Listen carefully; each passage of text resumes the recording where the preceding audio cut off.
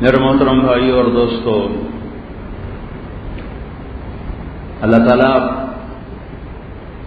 انسانوں کا ایک ذہن بناتا ہے قرآن کے واقعات اور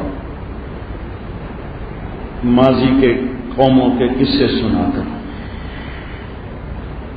سارے قرآن میں اللہ تعالیٰ نے جو بنیاد قائم کی ہے وہ یہ ہے کہ یہ سب کچھ اللہ کا ہے،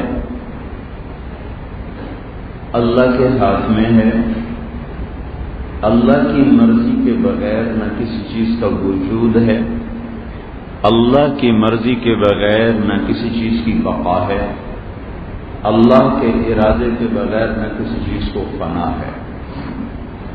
کوئی عدم ہے تو اللہ کا ارادہ ہے، اور کوئی ہست ہے تو اللہ کا ارادہ ہے۔ یہ ہستی و نیستی، یہ عدم و وجود، یہ عروج اور زوال، یہ لیل و نہار، یہ سب اللہ کا نظام ہے اور اللہ کے ہاتھ میں ہے۔ یہاں وہ ہوگا جو اللہ چاہتا ہے، وہ نہیں ہوگا جو انسان چاہتا ہے، وہ نہیں ہوگا جو کائنات چاہتی ہے، جو انسان اور جنات اور دنیا میں پھیلی ہوئی مخلوق جو چاہتی ہے وہ نہیں ہو سکتا، وہ ہوگا جو اللہ چاہتا ہے۔ شیطان یہ ذہن بناتا ہے، اس کے مقابلے میں شیطان یہ ذہن بناتا ہے کہ پیسہ کما لو سب کچھ ہو جائے، پیسے سے سب کچھ ہوتا ہے۔ قرآن کا ذہن یہ ہے کہ اللہ سے سب کچھ ہوتا ہے۔ شیطانی ذہن یہ بنتا ہے پیسے سے سب کچھ ہوتا ہے، پیسے سے ہونا نظر آتا ہے، اللہ سے ہونا نظر نہیں آتا۔ سورج نکل آیا، اللہ نے نکالا، اللہ سامنے نہیں، فرشتے ساتھ ہیں، سامنے نہیں۔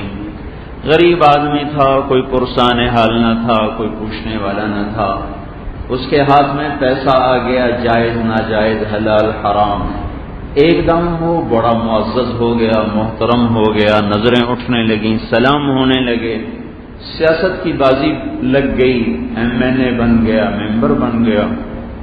تو سب بولے دیکھا پیسے سے ہوا کہ نہیں ہوا؟ پیسہ نہیں تھا تو کوئی پوچھتا نہیں تھا، پیسہ آیا تو عزت بھی آ گئی، دولت بھی آ گئی، ممبری بھی آ گئی، شہرت بھی آ گئی، لوگ بھی سلام کرنے لگے۔ یہ امتحان اللہ کیا، یہاں بھی اللہ ہی نے ہے۔ نظر پیسہ آیا، کرنے والا اللہ، ذرے سے لے کر آفتاب تک اور سنگریزے سے لے کر ہمالیہ پہاڑ تک اور ایک چیونٹی سے لے کر جھپٹتے ہوئے عقاب اور بہت بڑے ہاتھی تک اور میکائیل، جبرائیل، ملک الموت اور اسرافیل تک، سب اللہ کے قبضے میں ہے، اللہ کے ہاتھ میں ہے۔